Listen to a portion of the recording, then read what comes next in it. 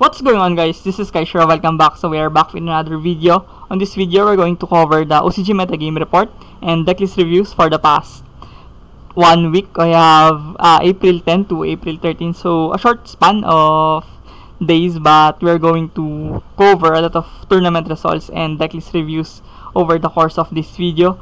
So without further ado, let's start. So coming at first, we have Yu-Gi-Oh! Davao Mindanao Gaming local tournament. On first place, we have Andrew Aguinaldo, Fire King, Snake Eyes, Sinful Spoils. So I think just the standard version of Fire King, no?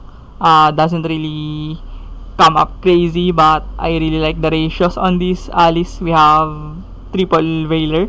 I think I would run this over something like Mourner or Ghost Ogre, because I do feel like that Veiler is much more versatile.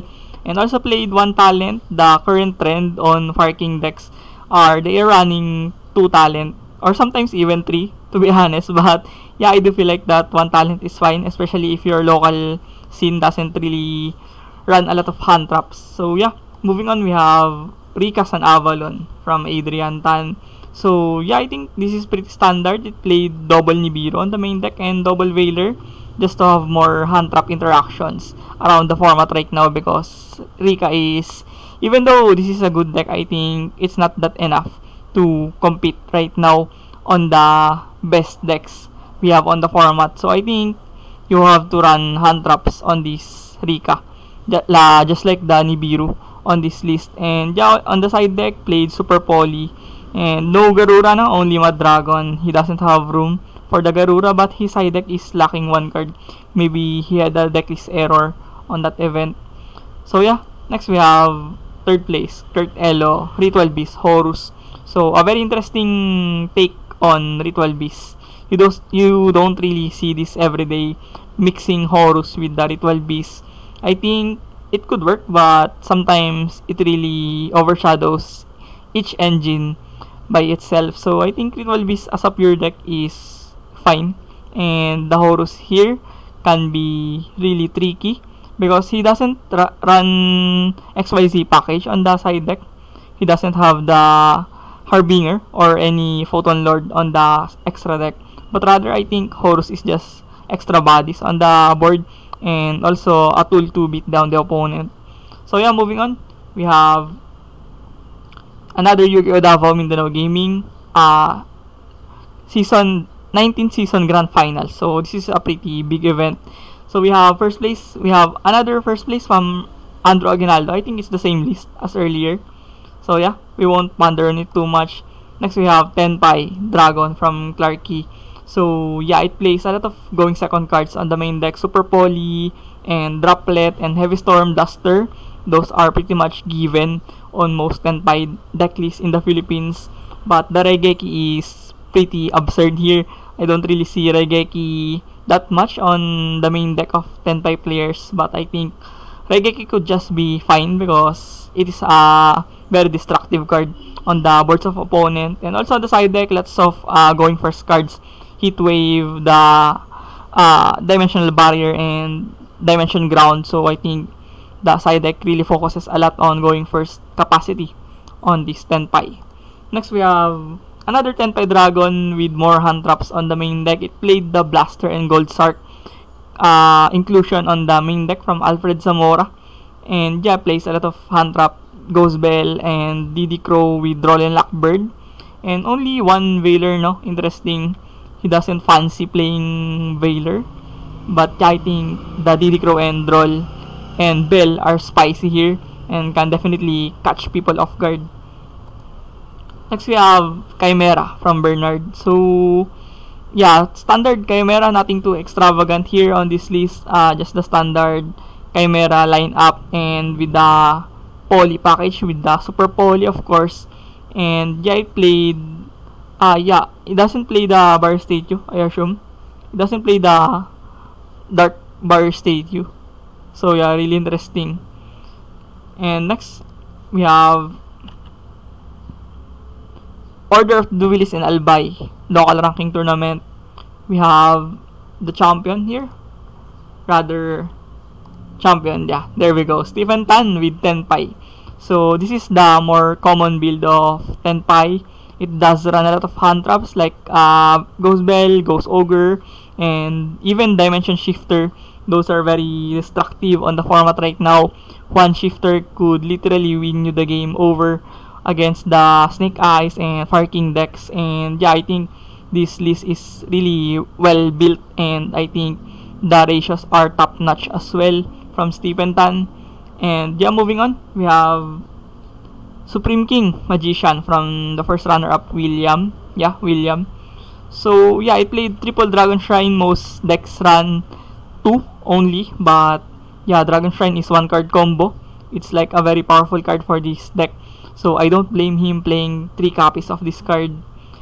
And next we have second place, Richard Salaman Great. So I couldn't really properly see the deck list because it has a lot of variants going on, and the cards doesn't really have that much visibility on this picture.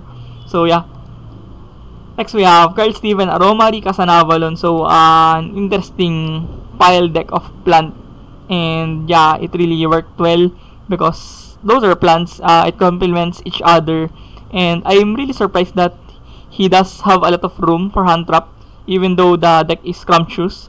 It's kinda tight on the first glance, but yeah, I played triple Veiler and triple Imperm aside from the Ash and Maxi, and also played Droll and Ghost Mourner. Really interesting from Carl Steven. A very innovative way to combine these decks. And yeah, moving on, we have Duelist Devata. I think this is from Indonesia. We have the champion deck of True King Law. We have Melodious. So Melodious have been falling off the charts on the OCG metagame tier list from Japan because it is overshadowed by the Pendulum variant of this deck. But I still think that Melodious is still very powerful on its own. Lots of one card combo Ostinato is phenomenal on this deck, and you do have a lot of rooms for hand trap like the Droll and Ghost Ogre here. So I think you couldn't go wrong playing this deck. I think this deck is still powerful. And on the side deck, it played Lancea, no? Nothing too extravagant, but I think Lancea have lost its popularity. There are much more better side deck cards, but I think Lancea could do wonders if your locals does have a lot of banishing effects. Next we have Tenpai Dragon. I think their names are really messed up and replaced by cool names. So yeah, Tenpai Dragon second place. So what could I say on this list? I think it's really streamlined into playing more hand traps. It played triple Nibiru, and I think Nibiru is really good on Tenpai. You just OTK the opponent and yeah, annihilate their board setup using Nibiru. And Mourner, surprisingly, Mourner have been seeing a lot of play on our deck list so far. So I think people are trying to play Mourner. But yeah, on the new OCG ruling, we have a much more shorter time. We only have 40 minutes to finish a game. So I think the Mourner burn is really pivotal on winning such tight games on the following weeks of the OCG format. And yeah, moving on, we have Alex Vanquishol. So it played Snake Eyes on the deck. Wow. So it's not just Vanquishol, it played Snake Eyes. And Snake Eyes really elevates the ceiling of this deck. So you don't really rely on normal summoning your Vanquishol. You just use the Vanquishol, I guess, to have more options. And also the Snake Eyes cards are fire, so those can be revealed using the Vanquishol. So I think there's a synergy between these decks. And yeah, next we have fourth place. Wow, this is kinda Horus with Border. So it's been a long time since I have saw this mixture of Horus and Border. Most people are playing Lad or the Light and Darkness Dragon on the Horus stun, but this deck is kinda what do you call this? Kinda different because it plays a lot of hand traps, Ash, Maxi, Imperm. Those hand traps are not really popular on the stun decks, and I think he's really cooking with this deck, and I think the Imperm, Ash, and Maxi can be really good here so that he can have better going second on this list. And yeah, moving on, we have casual weekly tournament from AW Twins Board Game and Cafe, I think. So yeah, first we have Yubel. So Yubel have been ramping up on the previous weeks. There's a lot of Yubel tops already, and it will be more prominent post info because they will get the Finsmith support, and this deck will eventually be better than ever using the Finsmith support. And yeah, moving on, we have Dino. Wow, Dino Pile, Grass Dino 60. So it played Evil Czar and also played Sinful Spoils with Grass, of course. So this is a really spicy list from William. I think the goal is to just overwhelm the opponent. Of course, going first, you do have a lot of combo pieces and you can pretty much end up on a very punishing board. And Threatening Roar on the side deck, a good meta call card to answer the Tenpai Dragon, of course. And next we have third, Fire King. So yeah, standard version of Fire King, it plays the Circle on the main deck and even played Monster Reborn. So yeah, that's the only spice on this list. And yeah, it played Lancea once more. So I think Lancea is kinda popular on the side deck of the Indonesian players. But in the Philippines, I think Lancea doesn't really have relevance on our metagame anymore as of now. So yeah, moving on, we have Tenpai Dragon with Justinus. So we played Prohibition on the side deck and bunch of Gamma cards on the side deck as well. So yeah, I think this is a really interesting list of Tenpai. And yeah, played Nightmare Phoenix on the side deck, on the extra deck rather. And I think that's just a really insane because he doesn't play Striker Dragon or other link climbing cards like Hita and Hita, and of course the Raging Phoenix and Promethean on the extra deck. So he played only Seals and the Phoenix. And yeah, moving on, we have CBD Central Borneo Duelis weekly tournament. On first we have Gold Sarcophagus Horus. So another Horus deck, no? So Horus have been kinda performing last week, and I think these Horus are pretty much fine on the format.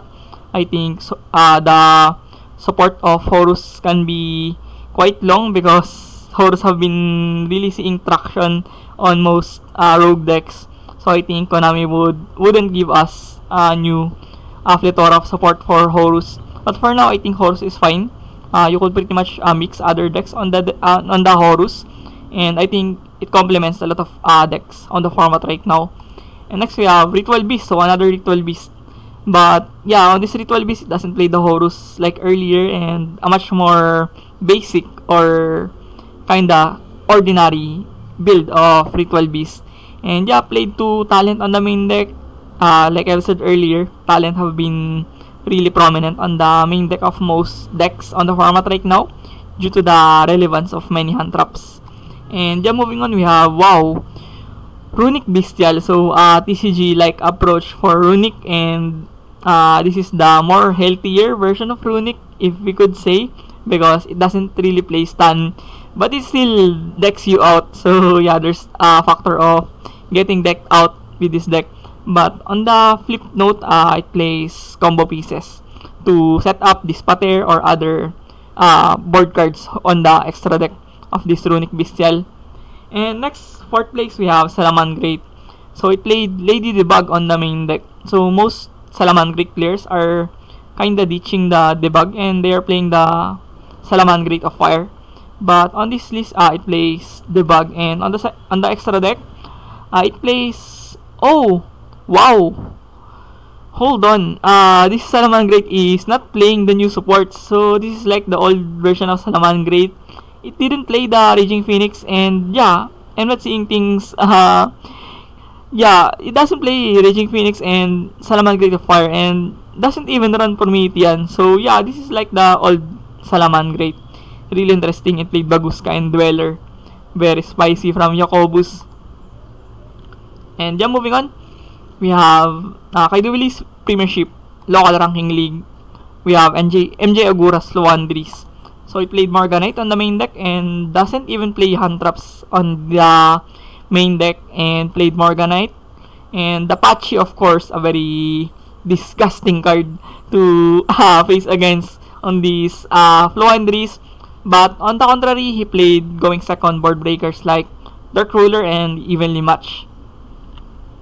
And moving on, we have Azrak, the big Ido Pro Tournament in the Philippines. We have first place Gio Agoto, Tenpai Dragon. So it played Droplets on the main deck, of course, standard, and played to Nibiru, to Ghost Ogre, to Bell. I think those are really streamlined cards. Very good ratio on playing Tenpai. And it played Triple Phantasmi on the side deck. Those can be good as well on the Tenpai. And Kaiser Coliseum, of course, another card to elevate your going first prowess, because you pretty much need those kind of cards just to have a suitable going first on this Tenpai Dragon. Next, we have Yubel from Mark Stephen, our friend from Kaiduwil's tabletop community, with his Yubel. So yeah, standard Yubel, I think, played the proper engine on this Yubel with the Unchained and also the Dark Beckoning Beast, if I'm correct, if I'm not mistaken. So on the side deck, it played Ghost Ogre. I think that's just correct because there's a lot of Tenpai in the Philippines, so Ghost Ogre really makes a lot of sense. And next we have Tenpai Dragon with Charlie, and this time it played a lot of going first cards on the main deck. I think it's logical because if your opponent knows that you're playing Tenpai Dragon, they would more likely allow you to go first. So yeah, I think the Solemn Strike and Kaiser can be really good here on going first situation. And yeah, played the Raging Phoenix and Promethean line on the extra deck with the Hita. And next we have Tenpai Yubel from Renz Gizagan. So Yubel really complemented a lot of decks on the format, and Tenpai is no stranger with that. I think the Yubel can cure abysmal going first capacity of Tenpai. It really gives you passage to allow you to have a sort of Omni Negate in a sense with the Yubel and a DPE like card on the deck of Tenpai. So yeah, just another avenues to control na match using Tenpai. And next we have Joshua Oriana, our friend from Kaiduwil's tabletop community as well. We have Chimera on the top 8. So it played the Dark Bar State U, aside from the Chimera list earlier that doesn't run the State U, I guess. So now it played the Bar State U, and it plays phenomenal when going first. The moment you set up this card is pretty much game over for most of the decks, and yeah, Frightful package to elevate the consistency of this deck. Next we have Harvey Obispo, another Tenpai Dragon. So Tenpai Dragon is not really stranger on the tier status on the Philippines. Tenpai is the most played deck of most people, and we cannot really deny that this deck is the most successful one right now in our Philippine metagame. So yeah, I played a Heatwave, of course, on the side deck, and Lansea. So another Lansea, no? Maybe I'm wrong on the Lansea status right now in the format. Maybe people are trying to play Lansea, but for me, I'm not really a fan of Lansea right now. And next we have another Tenpai from Darwin De Castro. So I don't know the card on the under the Call by the Grave here. I'm not really familiar with that card. And played Solemn Strike as well, much like Charlie. Next we have another Tenpai Dragon from Ryan Zenix. So it's no debate. Tenpai is the best deck right now in the Philippines. So you pretty much need to resort on taking against this deck and playing around the Tenpai right now. And yeah, played Santa Claus on the side deck just to have another board breaking card and pseudo like Kaiju effect. Next we have Christian Capili with Manadium. So Manadium have been doing quite well on the Philippines right now, and I tiered the Manadium on the Rogue status or High Rogue status, much like Tier 3 or Tier 4 on the meta right now on my recent metagame report. So I think Manadium is a solid deck right now. If people doesn't know how to interact against the Manadium, I think this deck can steamroll everyone right now in the format due to how explosive the deck can be. Next we have Ninja. Wow, really interesting from Jeremy.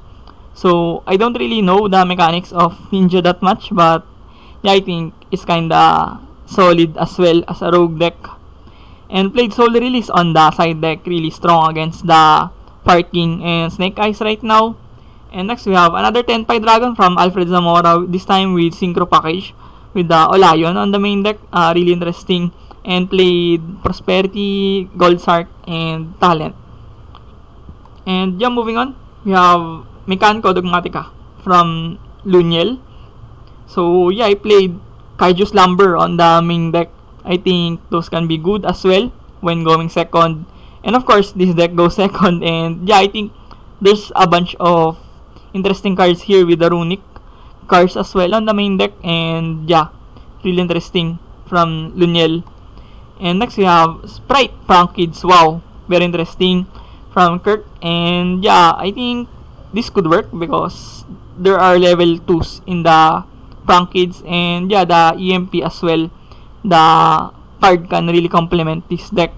And yeah, I played Lansaya as well. There's a bunch of Lansaya right now. And on the side deck, it played Pankrataps, a very solid card to out the Floodgates like Summon Limit and Kaiser Colosseum, of course, and bunch of Floodgate cards right now in the format.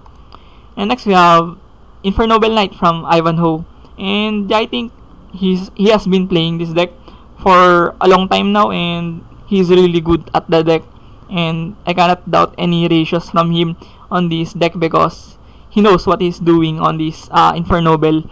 And yeah, moving on, we have Melodious from Banjo, our friend. So yeah, standard Melodious played Trust on the main deck with Monster Reborn and double Nibiru as well. And on the side deck, it played the Lightbar Statue, really interesting. So he wants to pretty much overwhelm the opponent with multiple disruptions and floodgating card like Statue.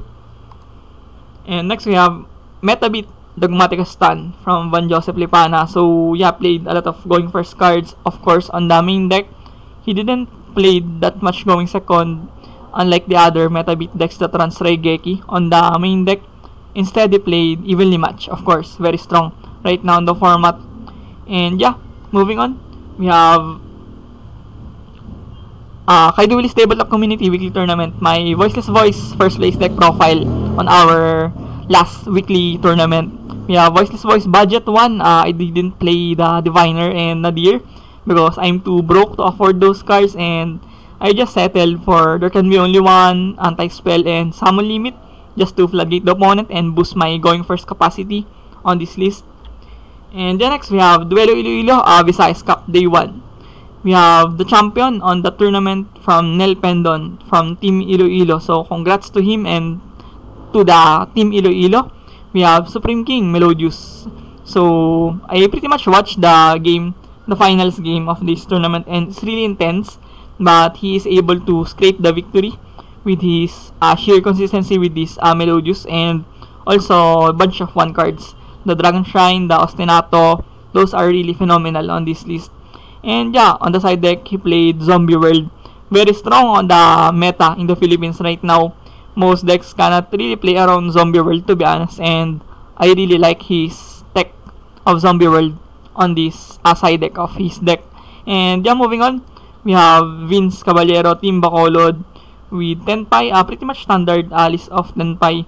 Nothing too extravagant. Didn't run the fire package on the extra deck, the Promethean, and bunch of fire targets. And next we have Fire King. So yeah, standard deck list of Fire King, nothing too extravagant, just the usual lineup of cards and ratios on this Fire King.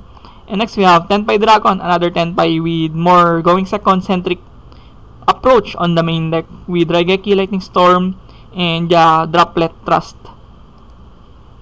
Next we have Snake Eyes Illusion. Wow, very interesting.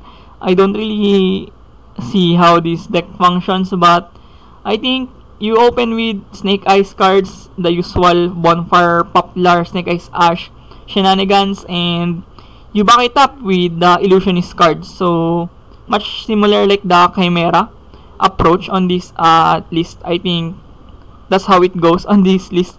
I don't really see the lines, but yeah, I think this can be really strong as well to floodgate the opponent with the Diabel Z, of course. And yeah, on the side deck, Mask of Restrict, if I'm seeing things correctly. Very spicy from Earl Camara. I think this is instant win against Luandris and Voiceless Voice, yeah, because the ritual tributes. And yeah, I think there's a lot of tech cards going on the side deck. I don't even know the cards after the anti-spell. I don't know those cards, and yeah, really interesting from Earl Camara. And next we have Dynamorphia. So, stand deck, of course, very strong going first capacity. And Ferret Flames as well is very phenomenal on the format right now.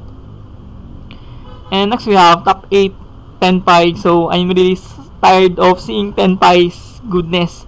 I'm really lost for words against around Tenpai decks because, yeah, it's really heavily represented right now. And yeah, moving on, we have Voiceless Voice from Christopher. So, it doesn't play the Diviner, but instead it played Nadir and yeah, Garura, of course. Just to have draw 1 and you search for Maximus and you start your plays. And yeah, moving on, we have my tier list. So, we will going to have another video regarding this tier list. But for now, I think this sums up our report of Uncrowned Kings Local Metagame Report, tournament results, and decklist reviews for the past week. So once again, thank you for watching this video. I hope you do learn something from this video, and please drop a like and subscribe to my YouTube channel. So see you in the next one. Peace.